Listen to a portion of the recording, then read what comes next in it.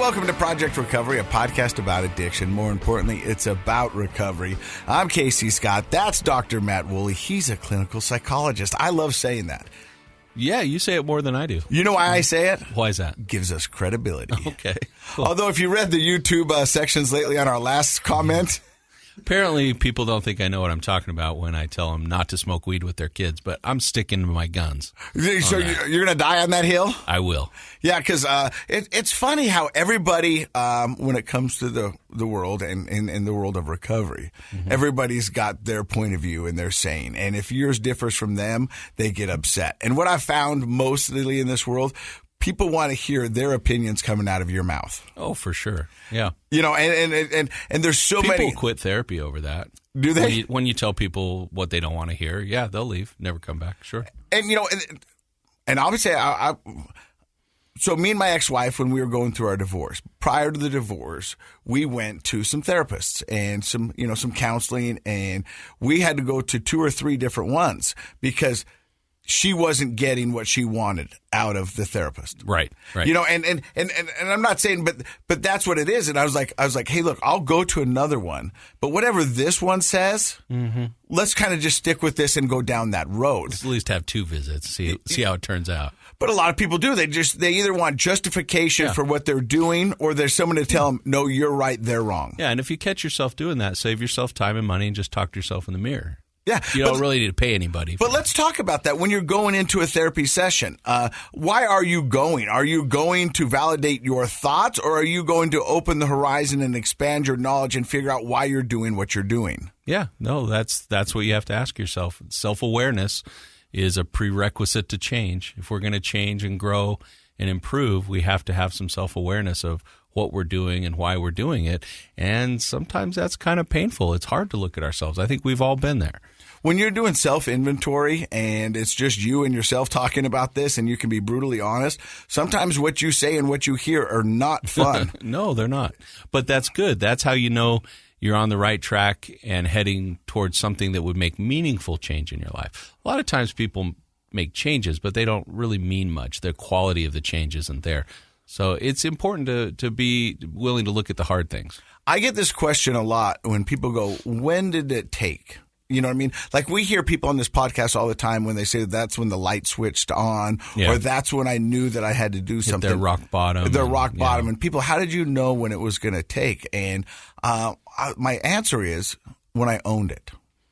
When I quit blaming everybody else for my problems. Yeah. If you look back over my history of drinking and alcohol and all that, it was easy to blame it on the school, on my ex-wife, on my job, on all these external factors. Sure. But if you look at in its entirety, there was one commonality in it, and that was me. Yeah.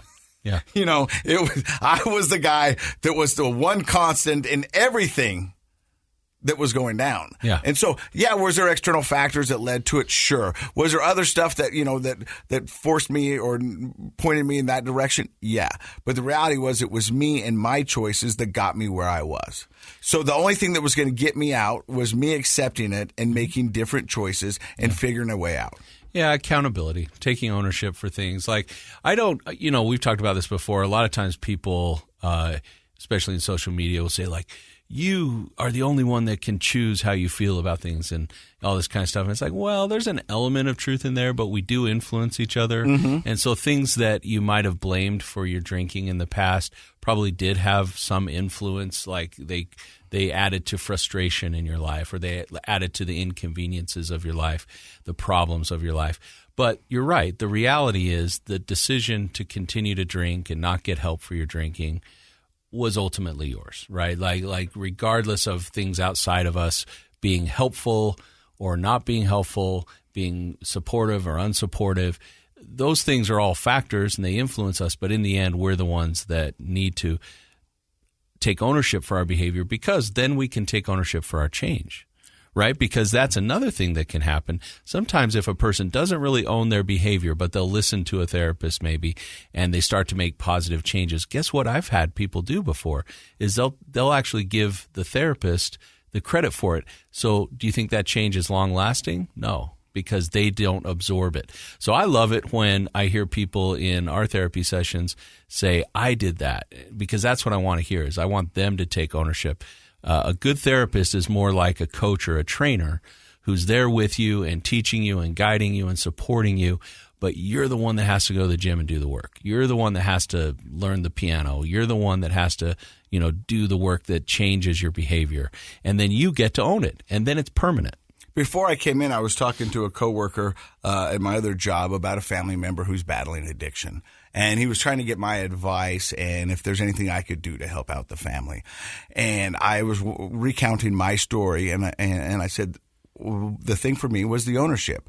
And the other thing is that I wanted to get sober for me. And he goes, what do you mean? And I go, well, I tried it every other way. I tried to get sober for my job. I tried to get sober for my ex-wife. I tried to get sober for my kids. I tried to get sober for everybody but myself. Mm-hmm. And that's kind of what you were talking about with your therapist, is that if I got sober for my ex-wife and I got sober for my kids and something happened to them, my sobriety was in jeopardy then because I did it for them. And if they're no longer a part of me, then why am I sober? Right. Does that make sense? Absolutely. So I got sober for me. The reality is you guys all get a better me because I am sober, but I am sober for me and me alone. Yeah. And because I'm a better person this way, and you all get a benefit from it. But if I get sober for somebody else, then you're right. I give them the power of my sobriety, and I don't want anyone else to ever have that power over my sobriety except for me. Right. If it becomes part of who you are, then it's much more likely to be long-lasting and permanent. If it's anything outside of you, then it's likely to be short-term. So, another topic here at the Scott household for the past 3 weeks, there's been a cold, a cough, a runny nose, a flu. No one knows what to call it. Is it COVID 2.0? Is it the flu? Is it RSV or whatever it is? It is crazy. Mm-hmm. And so much in the fact that if you go to the grocery store and you want to get some medicine, those shelves are empty. Are they really? Wow. They are empty. And so you're getting a lot of people calling in sick for work. Now, stick with me here. I think that's a valid reason to call in for work, is sick. Sure. But we've talked about on this podcast before, why not calling in for a mental health day? Right. Why do we always have to be sick to use those days off for our health? Because mental health is a crucial part of that. And there should be nothing wrong with calling your boss and going, listen, I am frazzled. I am burning the candle at both ends. And I need a day off just to decompress. And people go, well, that's what the weekends are for. Really? Do you have kids? Because if you do, then the weekends aren't really your weekends because you're doing all this other stuff. So when is there a time for you to take a mental health break? And it should be okay. And I think it is okay for most companies, but you don't have to call in and fake a sickness just to get a day off to decompress.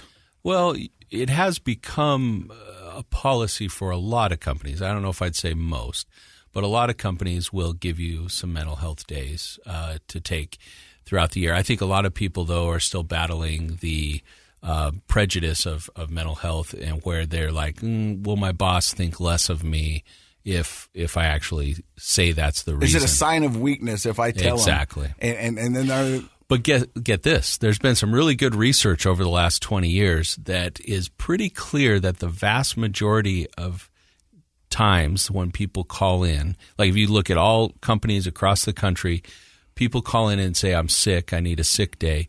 The majority of those are actually mental health, emotional and mental health issues. Do you think they create problems in the body to justify it to themselves? Would they go that far?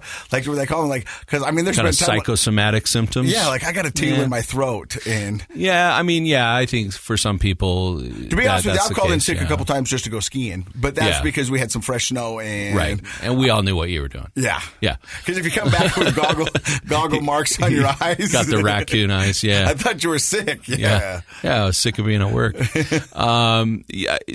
Sometimes people might feel so much guilt that they sort of have to delude themselves and kind of create psychosomatic symptoms.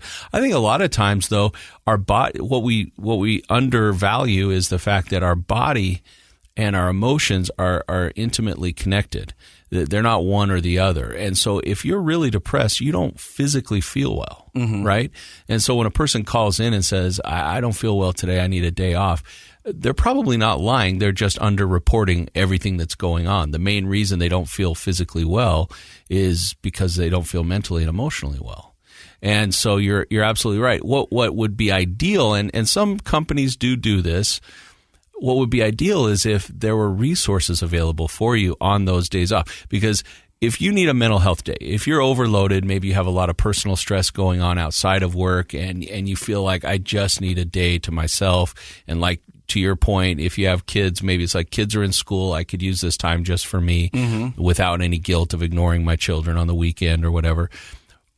Staying home, just sleeping, eating snacks and watching Netflix isn't really taking care of your mental health. Yeah, it's a break from work, but it may not be what really boosts you. More of a Band-Aid. Yeah. And so what is great is if you know what to do on those days off. What do I need? If it's sort of like if I'm sick and like you mentioned, you go to the grocery store to get the cold medicine, you know what you need. You need some ibuprofen. You need these things to make your cold more tolerable. If I need a mental health day, a lot of people don't know what they need. And so we just sort of hibernate. So what kind of things could you do? I mean, I know meditation would be a good one, but maybe people don't know how to get into that. Breathing. A lot of people are talking about the benefits of ice bath or a sauna or even some light work. I mean, those are things that people are using. I don't know if they're valid, but I mean... Well, yeah, no, they all have validity, especially if they help a person. I would say what's on a short list. Okay, if you're working a lot and you're stressed a lot, you're probably not getting good exercise and nutrition. So right there, those could be things that you look at. Number 3 on the list, I guess, would be where is my focus every day? If I'm a busy parent who's also a full-time employee, my focus is always on everybody else but me. And if I'm taking a mental health day, I need to have a me focus. So that can look like going and joining a meditation group for a few hours a day, definitely some yoga. How about having a drop-in at a therapist? Now, we know getting into therapists can be hard, and that's where a lot of bigger companies succeed in this, is if they have people on staff where you can say, part of my mental health day is I'm actually going to come in, I'm going to go have a therapy session, talk some things through, get a plan, then I'm going to go stop by the gym, do a little yoga, and go home. And then I might rest up for the rest of the day and then try again tomorrow. But so there are things that could be on your list that are actually restorative for you on that day instead of just eating chips. I like it. And that's why I wanted to talk about mental health today, because I think mental health is a crucial part to recovery. It's a crucial part to our ongoing health. And I think it doesn't get the attention it needs or deserves. Well, it's getting a little better, but you're absolutely right. Compared to when we grew up, it's night and day better, but it's not good enough. Just the word mental has a negative stigma about it. You know what I mean? Anything revolving around mental was seen as a bad thing. Yeah, and so if people are paying attention, you notice that things have started to change the wording. Like they're here in Salt Lake, for public services, we used to have Valley Mental Health. Now what's it called? Valley Behavioral Health. Because there is stigma with some of those words. And I'm fine with changing it if that helps the stigma. But the reality is that we should embrace the fact that we have a physical body and we have a mental body. And so we have physical health and we have mental health. And they're intimately entwined. Like if you're physically sick, you're more likely to feel depressed and down. If you're depressed and down, you're more likely to feel physically unwell. So they are sort of one and the same. I like it. We've also started doing something a little different on the podcast. We're giving it a shot. It's called Matt's Mental Minute. Yeah, we got the mental health minute. Should we change it to behavioral minute? No, I like the alliteration. Yeah, I like it too. And apparently, it's very popular on YouTube with TikTok. TikTok with people that don't like. But we're going to play a little game with it today. We're going to do one story. Can our guest today, Mike Jolley, jump in? Or I would love it if Mike weighed in on which story he wants to. This is like Choose Your Own Adventure. Okay, remember I'm going to let Mike books? Choose the first one. Do you remember those books? Yeah. Yeah, you saw kids reading them when you were a kid? I read them. Yeah. All right. So we have 2 stories, interesting latest news. This is all brand new science news. One of them has to do with screening patients for cannabis before surgery. Because of the dangers of smoking weed before going into surgery. Interesting stuff, actually. The other one is ketamine and depression. using ketamine to treat depression. So, all right, let me converse with Mike real quick. Yeah, you and Mike talk it out. So which one do you want to hear, man? I'm curious about the ketamine scenario. Okay, we decided we want to go with ketamine. Okay, so we don't want as many hateful comments this week on because the cannabis, there may be, worse pain. We chose ketamine, go with there the could be ketamine. other things like that. All right, okay, fine. We'll never know. We'll save that know. for next week. All right. I hope nobody's having surgery this week. Okay, ketamine and depression. As we know, you guys probably know this. What's the street name for ketamine? Special K. Special K. And right? you know what? We've actually had somebody on the podcast for depression who used services here in Salt Lake City, Utah, ketamine drip to help them reset themselves. Oh, sure. Yeah, actually, Huntsman Mental Health Institute at the University of Utah, we have a ketamine center there, and there are several private and ketamine clinics around Salt Lake City and around the western United States. I don't want to steal the thunder on your paper, but research is suggesting that it definitely can help. Right, in certain ways. Now, it's a newer treatment, so just like anything that's new, we're kind of seeing research roll out month after month and seeing what it looks like, and it's being used in different ways for different things right now. But it's kind of exciting. I like the science. So what is the science telling us? Well, first of all, I just want to legitimize this. If you want to look up the actual article, it's nobody does. This is from your favorite journal, though, American Journal of Geriatric Psychiatry. Isn't that your favorite? I got my AARP card ready to rock. Exactly. And look, here's the doc that did the research. Tell me you don't want to read her article. She's a good-looking lady. Yeah. She's a hot doc. She is. I'm serious. She is. I'll have to show you a picture later, Josh. But IV ketamine, so using IV, a drip, and typically the way it works is a person gets screened and they find that they qualify for this type of treatment, and you come in and you have a series of treatments. And in a good clinic, like at the University of Utah and other places, you'll have a physician that's there and a nurse that's going to monitor what's happening. So it's a medical procedure, and they measure how much ketamine they're giving you based on Now, while your you're doing this, height are and you weight. talking with the therapist? Are you left on your own? Is it a guided tour? I mean, So that's a new thing. We can look at some research another time on the therapy with ketamine. Okay. And there's some promising aspects of that where you're actually doing therapy with it. And for those who don't know, ketamine is a horse drug. It's a horse tranquilizer. Yeah, essentially. I mean, that's where it started. That's right, what it was. Right? And then people started abusing it because it's psychedelic, and Sure. you can trip on it at high Now, doses. I've never done that. I'll tell you that You right haven't now. had the Special K? Never had the Good Special for K. you. You shouldn't have it. But there's such a thing called treatment-resistant depression, and that is somebody who has gone through their depression has been so difficult to manage. They've gone through all the traditional ways of treating it. Basically all the major medications, all the different types of therapy. They've probably tried alternative things as well, and they come in and I'm still really struggling. And in these cases, I will tell you, you can see a difference in a person. They look sick when they're this depressed. Treatment-resistant depression is a serious thing, and people are at high risk for suicide, but they certainly aren't functional. So these are pretty depressed folks in this study, right? Okay. And we're talking about a geriatric population. So these are older folks. In this study, I think it was people over the age of, I think they cut it off at 65, but don't quote me on that. But basically what they said was results showed that nearly 50% of the people that participated, remember these are treatment-resistant depressed people, so very depressed people, responded well to ketamine, so they had some positive, but 25% actually achieved complete remission from their depression. Which is amazing. That's unbelievable, actually. And so there will be more studies that go through and try to replicate this, I'm sure. And I know we're doing quite a bit of research at the University of Utah in our ketamine clinic. But that's exciting. There's a lot of other things in the study that I won't bother you with, but that's the main 50% responded well. They had some positive response that was measurable, which is actually a big deal all by itself. But 25% were qualified as complete remission from their depression. It's just unbelievable to me. So it's exciting because instead of people wondering and guessing, how does this drug work and what is it? This is where science and research really benefit us, is we can have controlled studies and see that, wow, there really is something to this. Now, again, it's a specific population. These are geriatric folks over the age of 65 with treatment-resistant depression. Would it be different in different populations? Yeah. But at least we know if you are in that population and you qualify as treatment-resistant depression, this would be a really good choice for you. Do you know if it's a one-and-done type deal or is it repeated treatment? So in this study, I think they had 12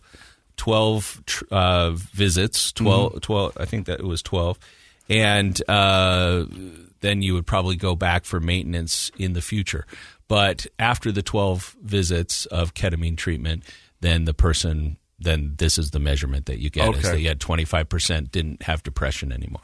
So it's not one and done, it's 12 and done, but then it's likely that in the future they would come back for maintenance treatments, but that's not part of the study. Which is kind of what a lot of people misunderstand about recovery. It's usually not a one and done. It's a journey, and it's a lifestyle change, and it's evolving, and that's what it's always meant to be.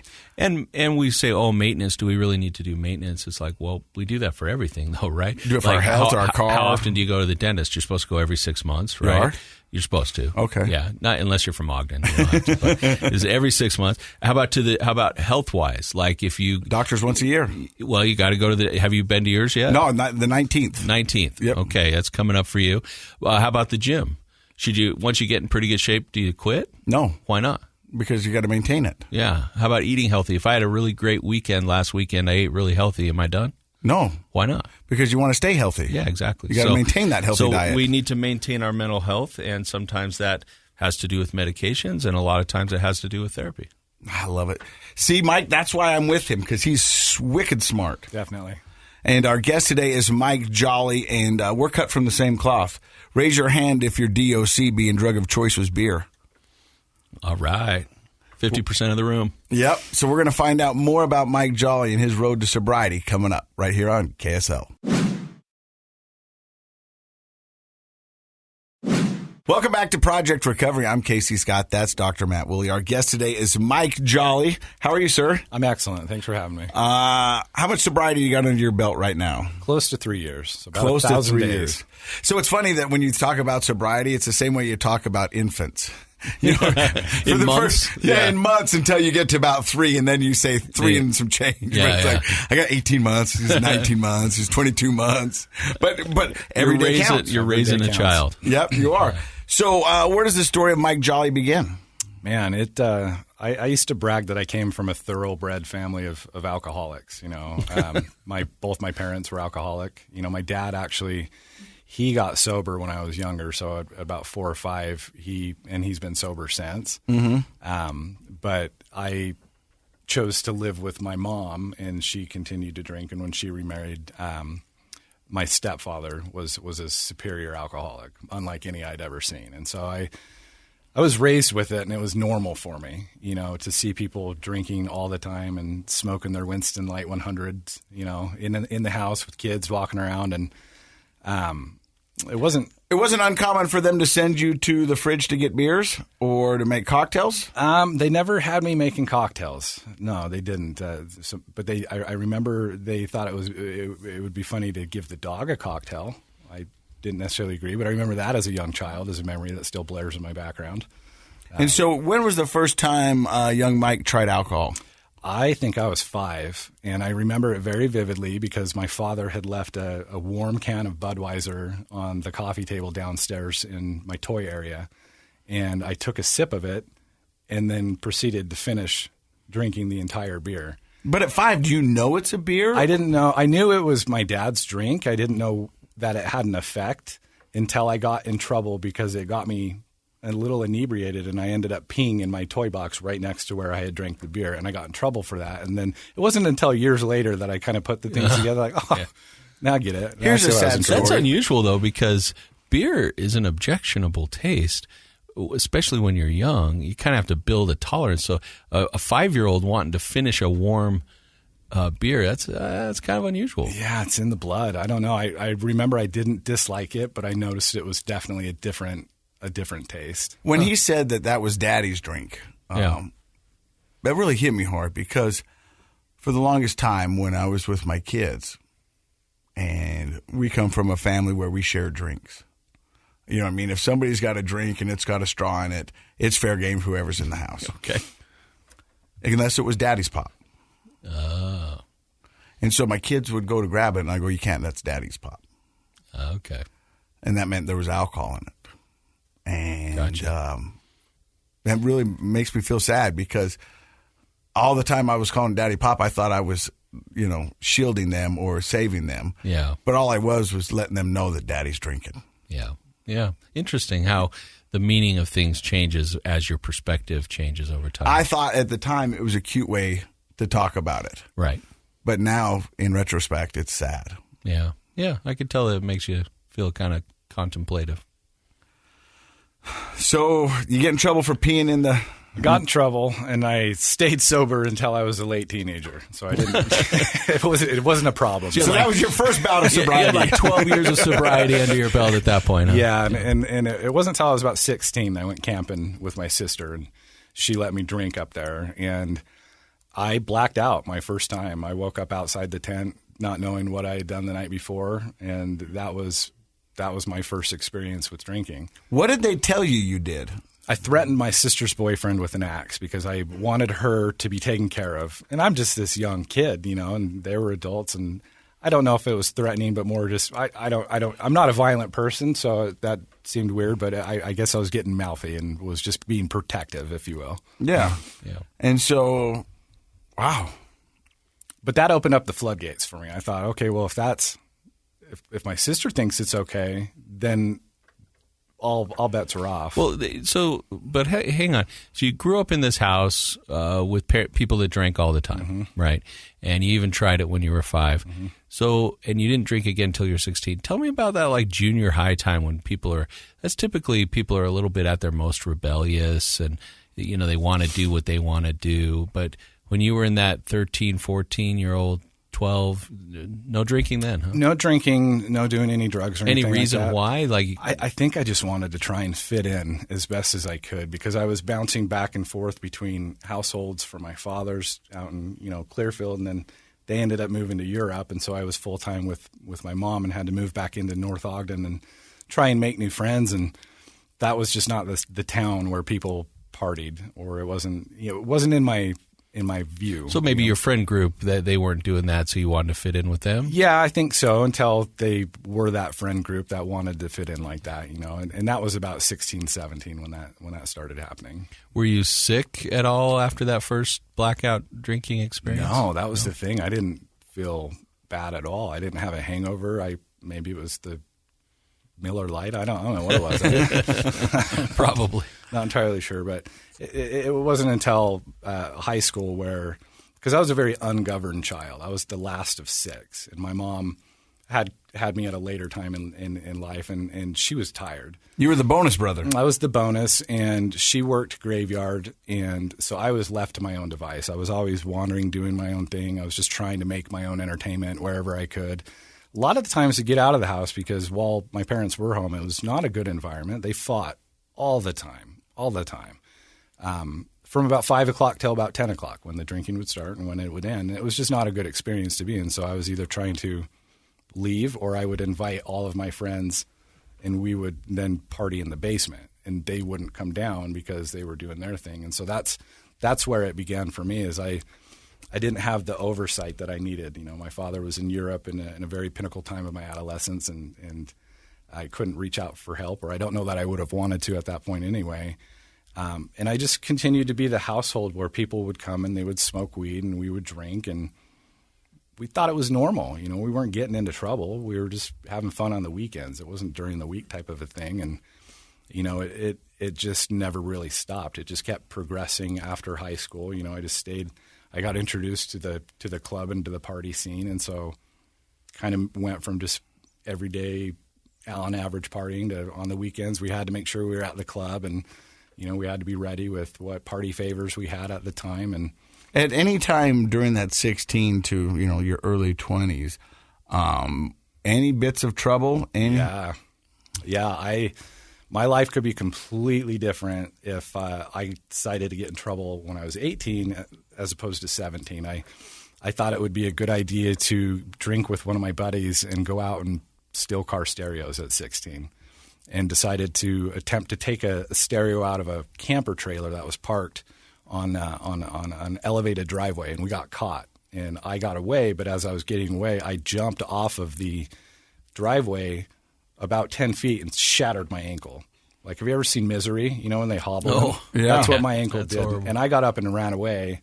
Didn't get caught that night. That's a whole other story we don't have enough time for. But eventually got ratted out for it. And caught a burglary charge. And I was 17. And I hadn't had anything on my record before. And I was able to pay the fine, disappoint my mother, you know, and do the community service or whatever it was. But I did not know the severity of my action at that time. Had it been 18, my life would be completely Long-term different. consequences, yeah. So you got in a little trouble there, but now you and your friends are in the party scene. We're in the party scene, and drinking's constant. It was pretty, you know, I was living on my own. You know, right at 18, I moved out, and so I had roommates. You know, I think 4 of us. It was just the thing to do. I didn't really slow down. I mean, at the time, I had no idea it was a problem. It was just, you know, I worked, I rented, I had everything taken care of, and it was just having fun with your friends. And then, you know, I met my first wife, and we got pregnant, and that'll reel you back a little bit, right? Mm-hmm.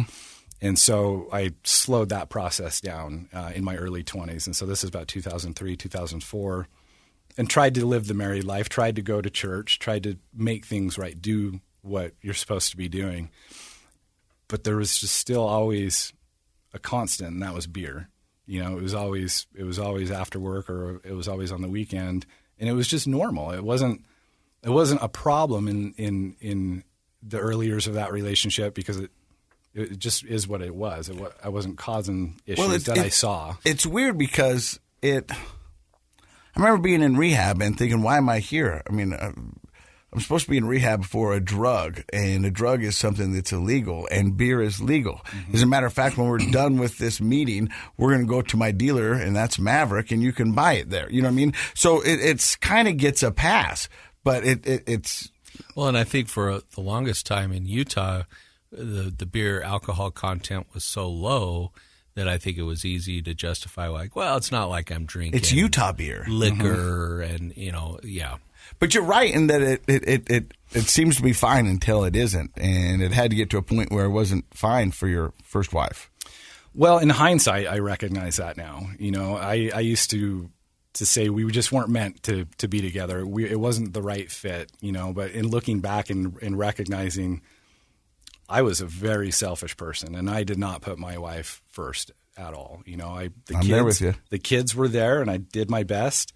But I paid no attention to her needs and her concerns. I was very selfish, and eventually that, you know, through the stresses of the 2008 economy and, you know, us falling apart, we split, you know, with 3 kids, and that was unfortunate, but it was for the better. You know, we're better people for it. But I slowed it down for a couple of years, from about 29 to 31. You kept it at bay. Kept it at bay because I had 3 kids to raise and support myself at the same time. And I met my wife, my current wife. We've been together for roughly 12 years, and she's a gem. And I remember when we first met, she said, if there's going to be any problem in our relationship, I think it's going to be your drinking. And I was like, no, it's not going to be a problem. Cut right to the chase. Huh? Yeah, she recognized it, and that was about the time that my father, he had moved back, and he was back in my life. He had given me his old AA book, and he says, I think you're going to need this more than me. And I'm like, whatever. Actually, alcoholics are for quitters. You know, they need meetings. I'm not that guy. You know, and eventually that full story came back. I now have the 2nd edition AA book that I bring to meetings, and people are like, wow, let me look at that. You know, it's all signed with everything from his rehab days when he was an inpatient, but I didn't recognize the warnings. I didn't pay attention to any of it. It's eerie how similar your story is to me, because with a sober mind, you're looking back, and all these people were trying to help. They didn't know how to do it you know, and you're like, what are you guys talking about? I remember walking through, an office, and someone coming up to me going like, are you okay? And I'm like, yeah, I'm cool. And he stops me and goes, no, are you really okay? And I'm like, yeah, what are you talking about? You know what I mean? Because I was oblivious to all the signs and what everybody else was seeing, because I thought I was doing okay. And the reality was I wasn't. Yeah, you think you're fooling everybody. But, you know, yeah. And you think you're smarter, and you think you're different, and you're the one person that's going to be smarter than this. Yeah, I thought I didn't have any problem. I had it at bay. I had my home, I had my job, I had the kids. You're checking a lot of boxes. Yeah, the successful people check. Yeah, there was nothing wrong but the occasional fight, and it became more and more playing the same script over as like, I'm sorry, what I do last night, I didn't mean it, kind of a thing. And over the course of 12 years, that just started becoming a little bit more frequent and a little bit more frequent. And my poor family, they were subjected to everywhere we went to eat, determined by the craft beer menu that they had. Sound familiar? Every activity we did, it revolved around whether there was a liquor store close or whether there was good beer in the selection. I always had a beer in my hand at all time. That was my identity. I started brewing it and marketing it. I was just going to ask, did you ever get into it? I did. I thought I was like, oh, this is a great way. I'm an evangelist. This is just part of my craft. It's my hobby. But that's the thing is like, hey, we're going bowling. Do they have a bar? You know what I mean? And before we went to a restaurant, I would always ask, is there a bar? And not what kind of food. Is it Italian? Is it Mexican? Whatever. It's like, is there a bar? Mm-hmm. And that was my only bench that I wanted to get. Is like, whatever else it is, I can deal with. But if they don't have a bar, that's a no-go. Yeah, it was rough. And eventually my career moved toward a drinking, what's the word? What's the way to explain it? Acceptable to drink in the environment. So as an account executive, my job is to wine and dine customers, to travel. I was doing a lot of international travel in my 30s, and my job was to just go out and entertain and get yeses. And so it was normal. I was getting paid to drink. And the frustrations just kept starting to grow. My kids are growing up, and I remember my middle child, we were camping, and I told him I wanted to try and quit. My wife was talking about me trying to quit, and I was sitting there drinking beer with him, and he's 13 at the time, and I'll never forget it. And he looks at me, and he's like, Dad, you said you were going to quit drinking, but all you're doing is drinking more. And that was like, wow, they're watching me. Mm-hmm. They're paying attention to me. But that didn't stop me. Like, I was so... Just for my clarification, was he drinking beer too? Absolutely not. Oh, okay. No. All right. Because you said I couldn't tell if you meant that you were drinking with him as in sharing a beer, if this was like vacation and even Rusty were having a beer. We were up in Flaming Gorge just around the fire. Yeah. But he was observant enough to say that like, and I think that takes, I think about it from a 13-year-old boy's perspective. That takes a lot of courage to kind of call your dad out on something. So my guess is, I don't know if I'd have ever done something like that with my dad. I don't know if I was courageous enough. So your son was pretty strong, and I think that's also an indication of how important it was to him. Yeah, I think he had seen his dad starting to slip away. Like I was not a present person. It was all about me, and it was all about that end result of getting that beer. And I let myself go physically, and now in looking back, even going back into my 20s, but specifically my 30s, I just kept getting in my own way. Every time I would see some sort of success, I would pull myself back 2 feet or 2 steps, whether it was too hungover to do the next presentation or it was something alcohol related that would cause me to jeopardize my own success. And so I was constantly rebuilding. And it was just this vicious cycle of just trying to get ahead, getting kicked back. And you relate that with the experience with my spouse is, make the mistake, really screw up, apologize, work to get better, screw up again, and just that vicious cycle over and over again of asking for forgiveness and trying to, but no willingness to change. I just couldn't see myself as somebody that didn't drink. I didn't think in my mind it was possible. You're listening to Mike Jolley here on Project Recovery talking about a vicious cycle that he is in, and he says he can't get out of his own way. We're going to find out how he finally gets out of his way coming up next. Welcome back to Project Recovery. Casey Scott, that's Dr. Matt Woolley. Our guest today is Mike Jolley. Mike, so you're talking about getting in your own way, a vicious cycle that you're in. You're starting to fight with your wife more. Your son's noticing you're drinking more, but you're talking about stopping drinking. Why does that come to be a thing? Is it because my wife wanted me to at the time? She was recognizing that I was becoming a shell of what I used to be, and internally I was I was becoming extremely depressed, and I was fighting with myself because I did not believe and I couldn't see the other version of me that was out there. I did not know that person existed. And so I decided to give recovery a try, against my own wanting to. I was doing it for my wife. It wasn't for me. And I tried an outpatient program. And when I went in there, I thought I was so much better. I showed up in slacks and a dress shirt like I was a cleaned up alcoholic, and I'm looking around at all these other people struggling with one ailment or another thinking, I don't have a problem here. So I left. And the relapses at that time, they were called relapses because when you learn a little bit about recovery, they're much stronger as you continue. But the drinking continued, and work wasn't getting any better. I wasn't producing. I'm gaining a ton of weight. The family is just not happy, and I was not doing anything about it. My wife introduced me. Well, she sought out recovery for me. It feels like you're jumping, some steps. I mean, you're talking about a tale that everybody kind of goes through. Wife's unhappy, you're unhappy, employer's unhappy, a lot of unhappiness. But was there a rock bottom? Was there a point to where it said, "Hey, look, either something's got to change or everything's going to change"? Yeah, and my rock bottom was accelerated when I started going to meetings and when I started seeking out help, learning a little bit about what it means to quit. I tried this. It was at the time it was Workout Addiction Recovery, which is now the School of Addiction Recovery.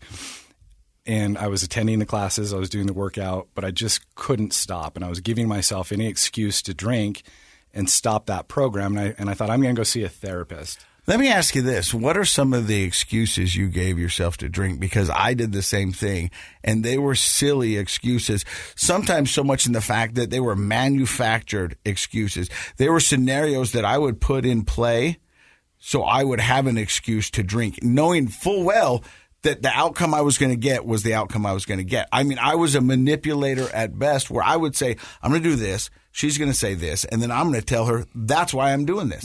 And I knew from the get-go if I would have said this, she was going to say that. So I'm curious to what are some of the excuses, because people at home might not know their behavior is doing that. But the reality is that we are master manipulators. Well, I would promise to only drink on the weekends, and I would promise to only drink Utah beer, if you will, the lower content, or one or two at a time. And I would try and just curb how much I drank. And that led me into the lies of I'd already been at the bar earlier and had 4, and she only saw 2. So I didn't stop those behaviors. She's like, well, how are you drinking 2 and getting this drunk? I mean, Yeah, and the turning point for me was I stopped doing the recovery, and I decided to go to a therapist, what I thought was a recovery therapist. And I was very dark in my head, and I was having suicidal thoughts, and I was unhappy. And I talked to this therapist, and I was spilling at her that I'm an alcoholic, but I can't quit, and I don't want to quit. I'm having these dark feelings. And her advice was exactly what I wanted to hear. And she said, well, have you ever tried to manage your alcoholism? Just try and have 1, or just try and have 2. And I thought, well, yeah, that's exactly what I'm going to do. So I came home. That was a Monday. I came home and I told my wife what the therapist said, that I'm going to manage. I had 2 beers and went to the gym. And I got it done. Well, that was Monday. Thursday was an all-night bender at the bar. She left on Friday. She said, I'm not going to sit and watch this. So she packed up and took our youngest and left. And she was ready to start making plans. She had been planning on moving out previous months in advance. I learned this after. But she was giving you one more chance. She was giving me a chance. And I just failed 100%. And so she left on Friday, and I stayed drunk from, Thursday through Saturday. My rock bottom was Saturday when I was at home. I'm alone. My family's gone. My thoughts are deep. And I thought I was going to have to make a terrible decision. And I had reached out to my best friend in California, and he could hear in my voice that I was about to do something stupid or I needed help. And he actually called the South Ogden City Police to come do a wellness check on me. And that was exactly what I needed, because I was preparing for the worst, for myself. Which was I was thinking of hanging myself. You know, I couldn't see myself out of any other way.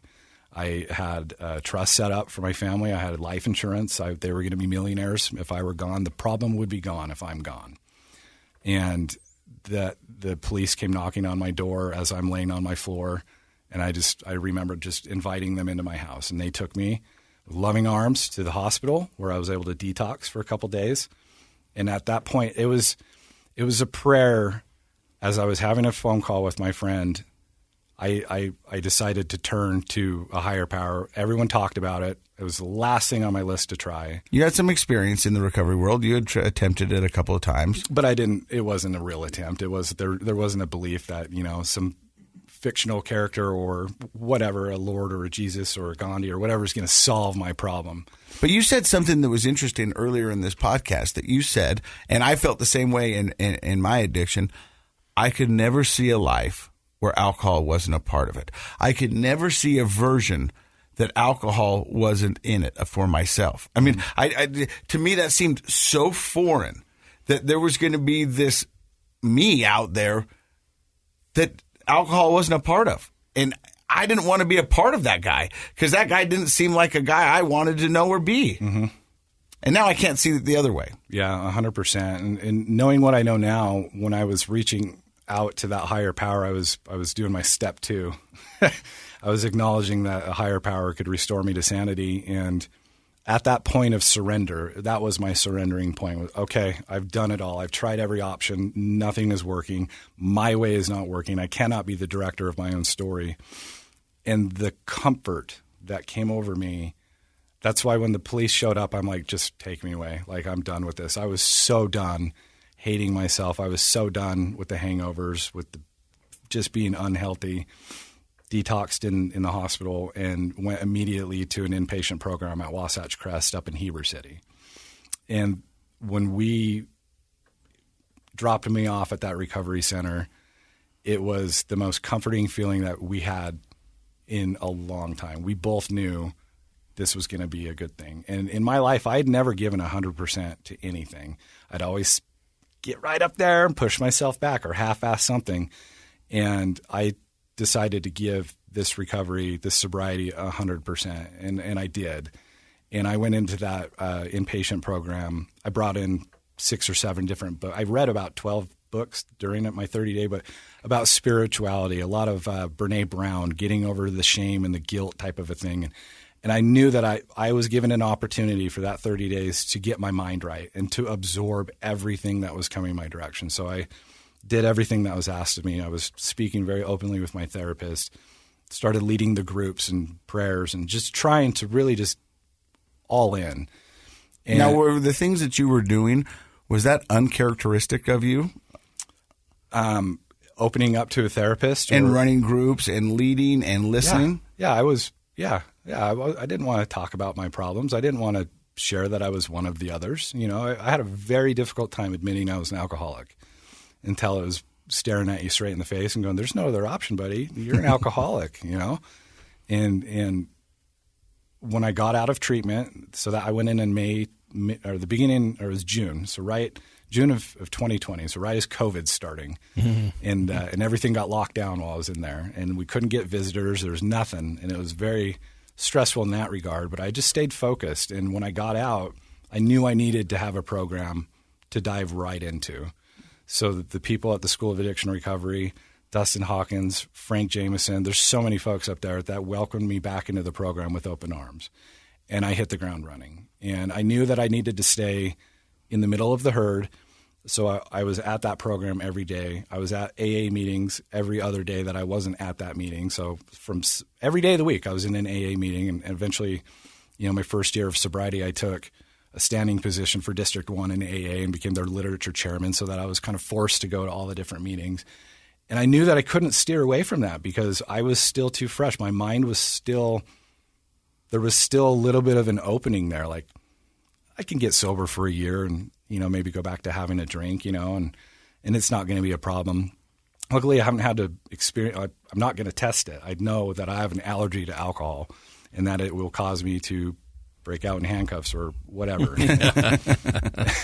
And so I've I focused on staying in the middle of the herd and getting healthy. I was able to lose 60 something pounds, and that's just amazing. Get into the best shape of my entire life. Started sponsoring people, started helping people.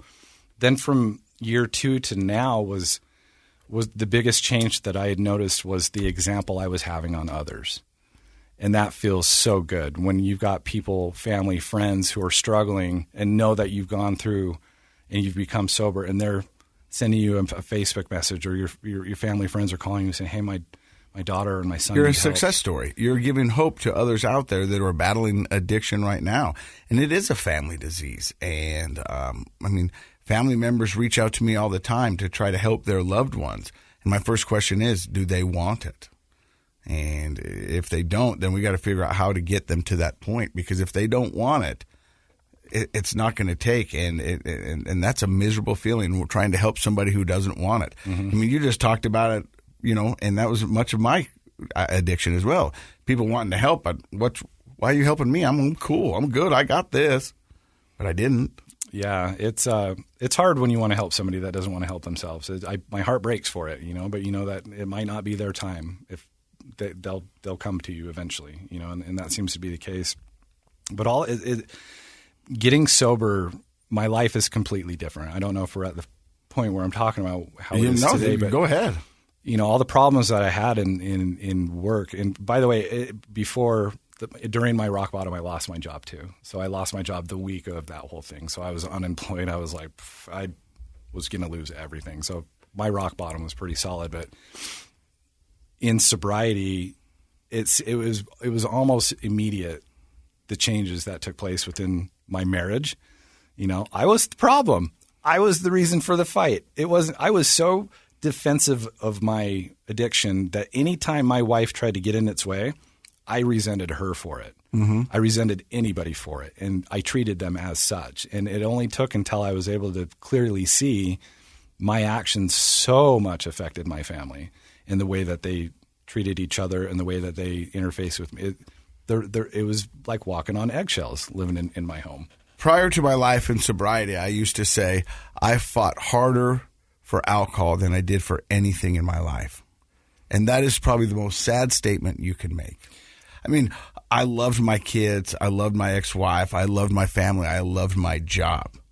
But I fought harder to keep alcohol in my life than I did any other of those things. And that is sad. Yeah, I was in the same boat. It took me getting to a rock bottom and having that only choice of like, look, live or die, be happy or don't be happy, to realize that I'm giving up one thing in exchange for everything else, rather than giving away everything I have for that one thing.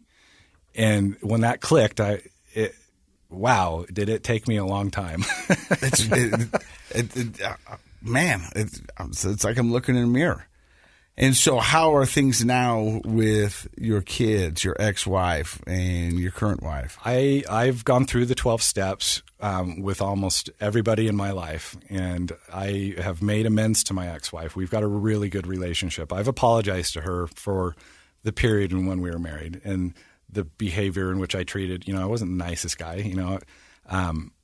I apologized to that, and she said, we're on a really good relationship now. She's very proud. My kids are very proud. My kids are very involved in my recovery at this time. They come to the gym with me. They'll come watch me speak at different events, or they know that, Monday, Wednesday, and Friday, I've got group, and that group is so that I'm going to be a better father, parent, husband to them, because I can process, I can work out, I can help other people. And it's my daily maintenance. I need that in my life because I know that my addiction's working out just as hard as I am in the parking lot doing push-ups, waiting for me to have a lapse in judgment or a moment of weakness or, a bad attitude or what have you, to just weasel their way in and go, you deserve a drink. I can't have that in my life. And I know that if that thought comes up, you can't control the first thought that comes in your mind, but you can control the second and you can control the third. And if that second thought and that third thought keeps coming back to the first thought, I know I need a meeting, or I need to talk to my sponsor, or I need to go and help somebody and change that mindset. The beautiful thing about being in recovery now is you don't know how spiritually bankrupt you are and how spiritually sick you are when you're there. It's when you recognize that spirit in your life and that higher power, and knowing that there is somebody helping you and that you can give it away and have trust and faith, that you recognize when it's not there. So if you start to slip, if you start to have negative thoughts or go into those repeating behaviors, you can recognize it because you don't feel your higher power with you. You don't feel that, that goodness that needs to be there, and you can make that course correction really quick. And that's my daily reprieve and activity, is just to constantly try and make sure that I'm feeding myself with spiritual experiences. It's not just saying a prayer and speaking to a higher power. I find a higher power in everything. I look at Christ. I look at trees. I look at, a sweat lodge was a big portion of my recovery. While I was in Wasatch Crest, we went to a Native American Inipi ceremony, and I was able to just give it all away in there and let go, shed the rock, and have since introduced that into our SOAR program on a 90-day basis. We take everybody in the recovery up to Camas and do a sweat lodge and pray, and just give yourself those spiritual experiences. I found hiking was a big deal to keep me in the right mind.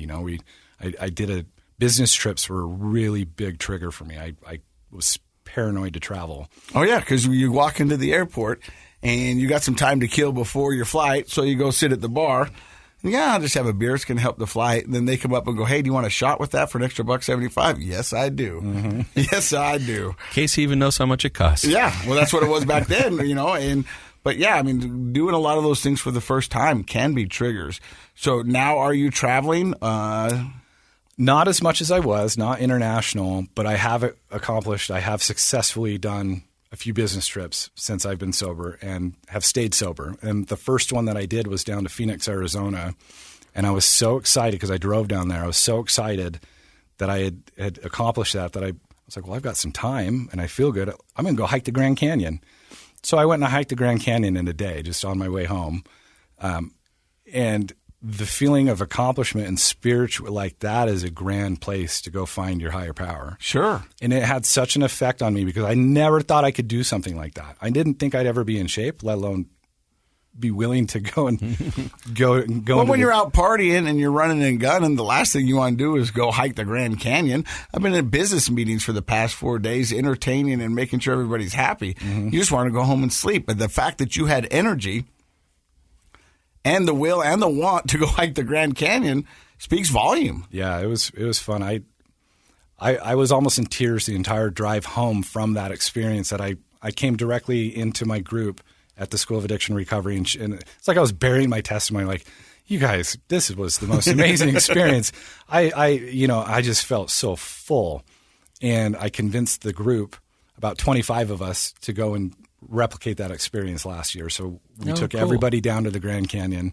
We did step work down there on the bottom. We bonded, and I was able to provide that spiritual experience to my peers and to struggling addicts. And that's the beauty of it, is to help other people. That's what keeps you. It's what keeps me sober, is to be able to be that example and to be able to lead somebody out of the depths. Well, that's ownership. Like we talked a little bit earlier about, like, you have to own the problem in order to make the change, right? We talked about that. But that works on both ends of that spectrum. When you're in tears driving home, being so proud of yourself that you accomplished that and you had that spiritual experience and that you are this different person, that's the beauty of the other end of the spectrum of ownership. You get to own the positives too. And I think that's the real reward, is we have to own our mistakes in order to change them. But the reward is you get to own the change because you did it. And that's amazing. And I can only speak for me in my recovery, is some of the blessings that have come from recovery. The ownership of them, yeah, there's that. But do you feel you're worthy of those? And that's a tough thing for me still in my head to do, is like, how come I get to have these, am I doing enough to receive these? Because I feel so blessed and so fortunate and so lucky to have these wonderful things happen. And sometimes it's scary. Mm-hmm. It really is scary, because you're like, wow, I don't ever want this to go away. The beautiful thing about recovery is you learn to love yourself again. And I went through that. I I, as mentioned, I did not like who I had become, and I didn't have enough love for myself to love myself, but my peers in recovery were there to make it up. They were there to pour that on me when I had those feelings of doubt and insecurity. And to now where I'm at a point where I'm happy with who I am. I love myself. I love my peers. I love my family. I cannot imagine what it would be like going. I can't believe it took me 40 years of my life to recognize what it could be like on the other side. And, I often tell people, if you were to die today and you go up to the gates at St. Peter and you get to meet the best version of yourself, would you recognize him? Mm-hmm. And I think I would at this point, whereas before I wouldn't know what that person looked like. That's a cool visual. I like that. That's deep. Yeah. So I'm curious before we end this podcast, because you say you get family members and people reaching out to you because you are a success story. You are hope for a lot of people that their loved ones can get better. When they say they want help, what do you tell them? It requires absolute honesty with yourself. Before you can consider getting help, you need to be honest with yourself and accept that you need the help. You can't go into a program and lie to others and lie to yourself because you're doing yourself a disservice. You have got to be willing to show faith and have the ability to be truthful. And that's what I tell most folks is if you want help, I would love to help you, but you have got to be honest because it's only going to hurt you. Absolute honesty is a tough one. Yeah. I mean, for somebody who's not battling addiction. Well, for anybody, yeah. That's self-awareness and honesty and authenticity. That takes a lot of maturity and sometimes a crisis for us to be willing to do that. Yeah. So it's interesting listening to Mike's story, and it hits home for me on so many levels. I'm curious to your thoughts, because the thing I love about Mike Jolley's story is not only did he own the bad parts, mm-hmm. he is owning his recovery. Mm-hmm. Mm-hmm. And that's what's most impressive about it is that, a lot of times when we have people on the podcast, it's telling the darker stuff that, that's tough. But for Mike, owning the good stuff, you can see his face and then the way he lights up and he's like, yeah, and I hiked the Grand Canyon, Yeah. And you're like, cool, man. It almost made me want to hike the Grand Canyon. But I love the way he owns his recovery and he's living his best life. Yeah. Well, I mean, that's the boost I get out of coming in and talking to people who are in the place you're at in their life is all the good that you're doing for others. Like it just is a constant reminder for me that we feel better when we're doing well for others. And you had to build yourself up, go through recovery, and now you obviously really enjoy doing that. One other thought I had though, in listening to your story, Mike, is we started this whole show off today talking about like this culture of not taking care of ourselves, like we're not taking a mental health day. Self-care isn't the culture. There's some stigma around that. And then you said something really cool. You said, my kids know that on Monday, Wednesday, and Friday, when I go in for my meetings, I get to work out, and these are the things I do to I can't remember how you phrase it, but to live your best life, to be a better dad. What a cool way to destroy the stigma of self-care. By teaching our kids through our example that when we take care of ourselves, when dad goes 3 times a week and spends those hours working on himself, he's really working on being able to be there for everybody else. And self-care, your kids are going to grow up with that example, and nothing is, you can read stuff in a book, you can have people tell you things, but nothing is really more powerful than a good example of something. And I would say that gives me hope that in the future generations, there will be less of a stigma about self-care and mental health, and that taking care of ourselves really means we're taking care of other people. So I think that's a beautiful takeaway I have from Mike's story today. Mike, real quick before we let you go, what do you love about the SOAR program? What don't I love about it?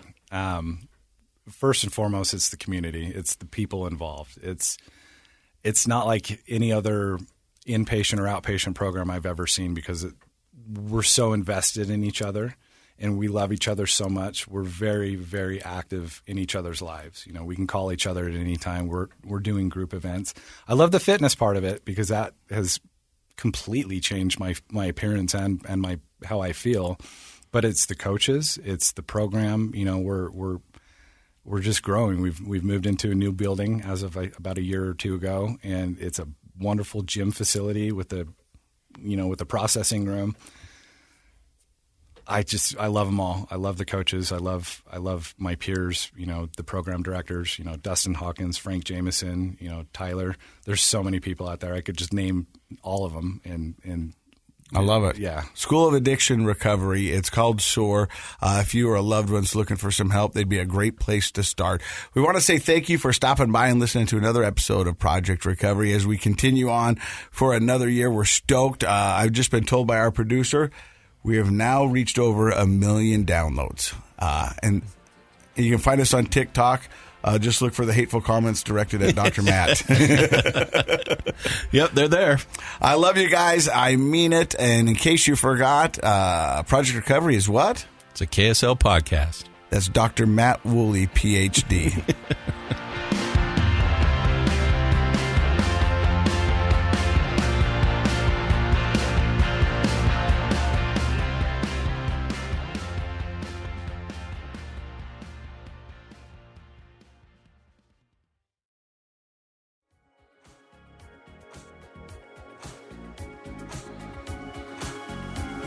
The contents of this program are for informational purposes only. The program is not intended to be a substitute for professional medical advice, diagnosis, or treatment. Always seek the advice of your physician, licensed therapist, or other qualified health provider with any questions you may have regarding a medical condition. Never disregard professional medical advice or delay in seeking it because of something you've heard on this program. KSL does not recommend or endorse any specific tests, physicians, products, procedures, opinions, or other information that may be mentioned on the program. Reliance on any information provided on the program is solely at your own risk.